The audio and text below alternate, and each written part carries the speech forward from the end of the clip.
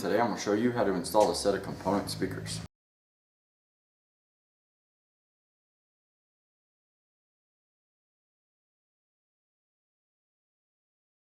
So what are we doing today? Well, special thanks goes out to NWA Custom Karting in Rogers, Arkansas. They supplied a set of L2 series Powerbass components to go in the front doors. So that means we're going to take out the factory speaker, 6.5, chuck it in the trash. Actually, we're going to cut the crap out of it. And the factory tweeter, can't even talk today, chunk it in the trash. So, like always, there's a material list. First, you need to find your set of components. This happens to be a set of 6.5 L2 series from Powerbass. So that'll come with 2 speakers, 2 of the crossovers, 2 1-inch tweeters, speaker wire, cutters, electrical tape, and various tools of whatever you're going to need to get your door panels off. Passenger side's almost the same as the driver. You'll still take this piece off behind here to access this one bolt up in here. Pop this off.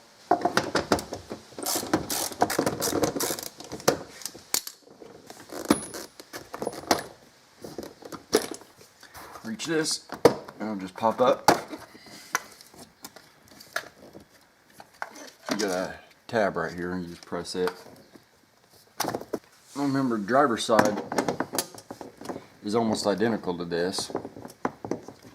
You'll just have a little bit less to take off. That's why I'm showing you the passenger. There's another plug right here. So now you don't have to undo those cables. You can unplug this. This comes off. You can see where the tweeter's mounted up in there. Unplug it.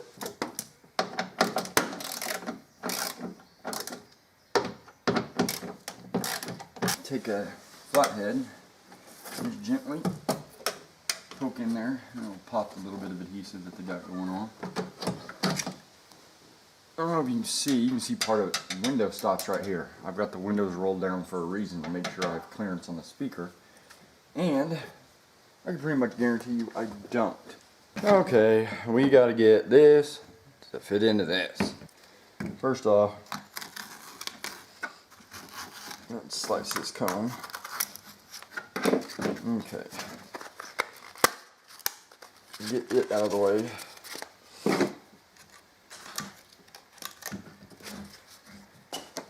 Tougher set of pliers. Basically, all I'm doing is breaking all the brackets.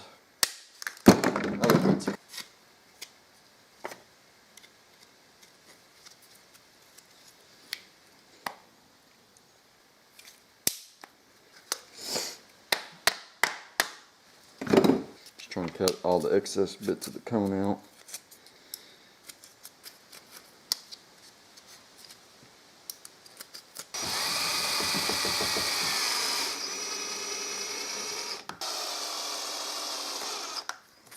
Okay, so these are actually really easy.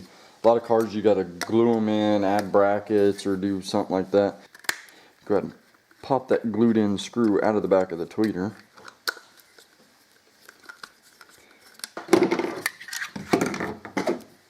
Clip. Now the part where you try not to do that and stab yourself like I did. Pop the bracket off the back of the tweeter.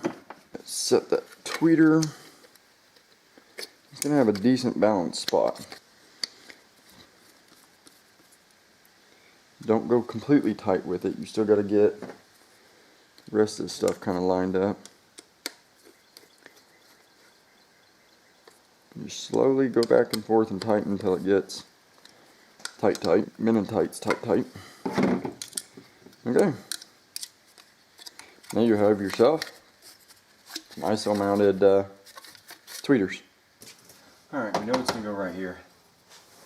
Normally I just Velcro it, but I can't seem to find my Velcro. We will double stick tape it. And do that, all I'm taking is the double stick tape. I'm going to run 2 strips down here. Go ahead and use alcohol and clean the whole area.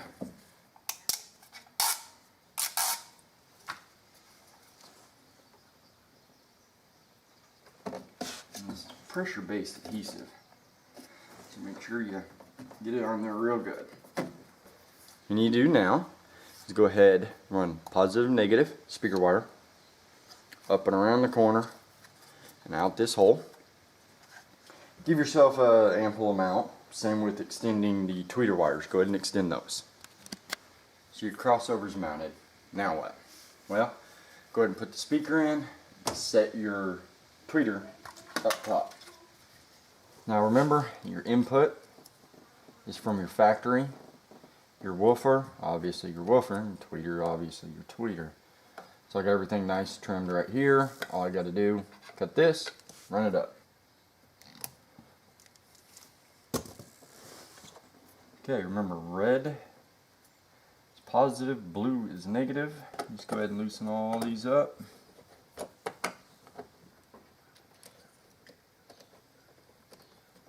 Slide those up into place. As I go ahead and put the input in, key it over, make sure the tweeter's working.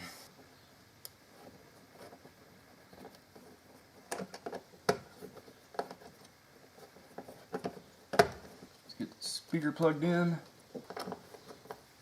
I just want to go ahead and show you this. I had to mount the crossover right here instead of where I mounted it on the driver's side, because as you see here, open bolt hole, open bolt hole. That's where the grabber handle, I guess you can call it, lack of a better word, goes. The top bolt's here, the bottom bolt's here, so it would cover that bolt, which is fine on the other side, but it's not on this side. So I just moved it over here. Everything's working. I'll get it back together.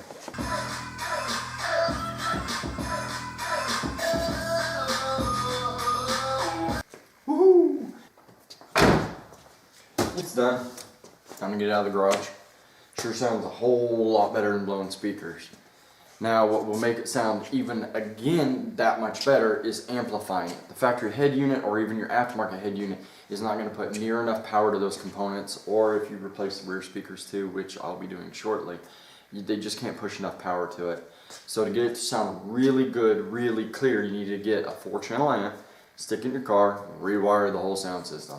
I like to give a big warm thank you to NWA Custom Car Audio in Rogers, Arkansas for sponsoring this video and hooking me up with all the stuff to do this video. Well, folks, it's time to kick it old school, so you can feel cool.